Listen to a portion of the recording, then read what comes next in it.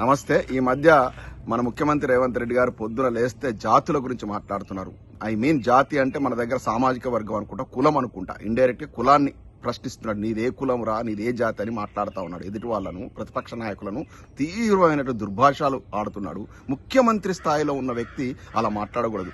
మరి పొద్దున్న లేస్తే తన యొక్క దైవంగా భావిస్తాడు, గురువుగా భావిస్తాడు కదా చంద్రబాబు నాయుడు గారు. మరి చంద్రబాబు నాయుడు గారు అయితే ఇంత నీచంగా ఎప్పుడు మాట్లాడినైతే వినలే. ఎందుకంటే మళ్ళీ అలాగే జైపాల్ రెడ్డి గారు నాకు ఆదర్శం అంటారు వారి మామగారు. జైపాల్ రెడ్డి గారు అయితే ఎప్పుడు ఇంత కుసంస్కారంతో ఇంత నీచంగా జాతుల గురించి, కులాల గురించి ప్రస్తావన అయితే, అలాగే బాడీ షేమింగ్ అంటే ఎదుటోడు పొట్టిగుండడనో, పొడుగుండడనో, లేకపోతే మూతి మిసాలు తీసుకున్నాడనో, అదో ఇదని ఎప్పుడు మాట్లాడే సందర్భాలు లేవు. కానీ ముఖ్యమంత్రి గారు మాత్రం తన స్థాయిని మర్చిపోయి ఎంత నీచంగా అంటే అసలు ఈ జాతుల గొడవ ఏందో నాకు అర్థం కావట్లేదు. పరిపాలన చేయమని మీకు ప్రభుత్వాన్ని ఇస్తే, మిమ్మల్ని నమ్మి మిమ్మల్ని ముఖ్యమంత్రిని చేస్తే, మీరు పరిపాలించేది పోయి ఈ పరిపాలన పక్కకు పెట్టి ఈ యొక్క విద్వేషాలు రెచ్చగొట్టే విధంగా, వివిధ కులాల మధ్య చిచ్చు పెట్టే విధంగా, ఓట్ల పోలరైజేషన్ కోసం అట్లా ఓట్లు దండుకునేటువంటి ప్రయత్నంలో భాగంగా చేస్తున్నట్టు కనపడతా ఉంది. కానీ ఈ రోజుల లోపల మన తెలంగాణ లోపల ఎవరి జాతి అన్న కానీ ఆ జాతి వాళ్ళు మాత్రమే ఓట్లేసుకుంటే వాళ్ళు ముఖ్యమంత్రులు గారు. అన్ని జాతులు ఓట్లేస్తారు ముఖ్యమంత్రి అవుతారు. గతంలో కేసీఆర్ గారు అయినా కూడా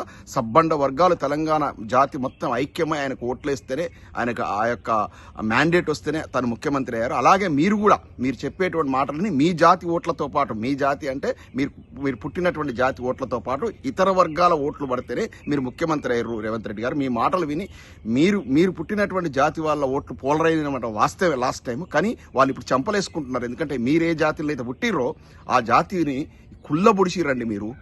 ఆ జాతికి ఉండేది ప్రధానమైనటువంటిది వ్యవసాయం, కొన్ని పైసలు ఉంటే రియల్ ఎస్టేట్ వ్యాపారం, లేకపోతే కొన్ని విద్యా సంస్థలు పెట్టుకుని బతుకుతున్నటువంటి జాతి మీరు పుట్టినటువంటి ఏ జాతి అవుతుందో ఆ జాతిని, వ్యవసాయ రంగాన్ని మొత్తం నిర్వీర్యం చేసి పడేశారు.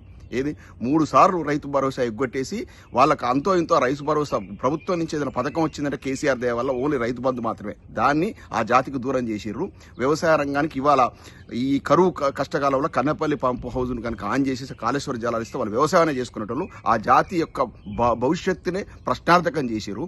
ఇంకా వాళ్ళు ఏదైనా కొంతమంది మన జాతిలో పుట్టినటువంటి కొంతమంది వ్యక్తులు ఉన్నారు కదా, వాళ్ళు రియల్ ఎస్టేట్ వ్యాపారాలు చేసుకునేటోళ్ళు. హైడ్రా దెబ్బకు ఆ రియల్ ఎస్టేట్ కుదేలేకపోయింది. ఆ జాతిలో ఆ రియల్ ఎస్టేట్ వ్యాపారం చేసుకునేటువంటి ఆ జాతి కూడా ఆగమయ్యే పరిస్థితి పట్టుకొచ్చారు.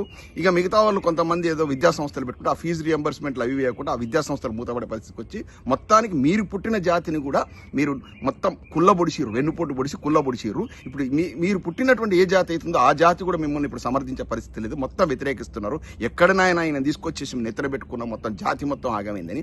అలాగే సకల జాతులు, తెలంగాణలో ఉన్న సకల జాతులను కేసీఆర్ గారు హక్కున చేసుకున్నారు.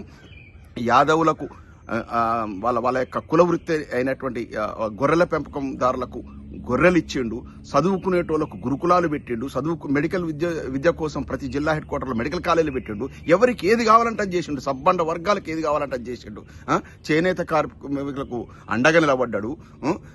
గిరిజన తాండాలను గ్రామ పంచాయతీలు చేసిండు, వాళ్ళకు ఆత్మగౌరవాన్ని ఇచ్చిండు. అంటే ఏ జాతికి తక్కువ చేయలేదు. దళితులకు దళిత బంధు పట్టుకొచ్చేసిండు. అన్ని జాతులను హక్కును చేర్చుకున్నాడు కాబట్టి ఆయన తెలంగాణ జాతి నాయకుడు అయ్యిండు కేసీఆర్ గారు. మీరు వచ్చేసి నేను ఒక జాతికి ప్రతినిధి అని చెప్తూ ఎదుటి జాతిని కించపరిచే విధంగా మాట్లాడుతున్నారు. కానీ ఏ జాతి ఓట్లు ఆ జాతికి వేసుకుంటూ ప్రజలు ముఖ్యమంత్రులు కాలేరు. అన్ని జాతులు అయితేనే ఇవాళ మీకు మొన్న ఎన్నికల లోపల గిరిజన లోపల బంజారాలు అంటే ముఖ్యంగా లంబాడీ సామాజిక వర్గం మీకు వెన్నుదనగా నిలబడ్డది. వాళ్ళకి ఏం చేసి ఈ రోజు వరకు కూడా నువ్వు ముఖ్యమంత్రిగా ఉంటూ మీ మంత్రివర్గంలో స్థానం కల్పించలేదు. ఆ జాతిని 12% రిజర్వేషన్ ఇస్తాను కుళ్ళబొడిచినావు, మోసం చేశావు. ఈ రకంగా ఏ రకంగా కూడా ఏ జాతి కూడా మీ యొక్క పాలన లోపల సంతోషంగా లేరు.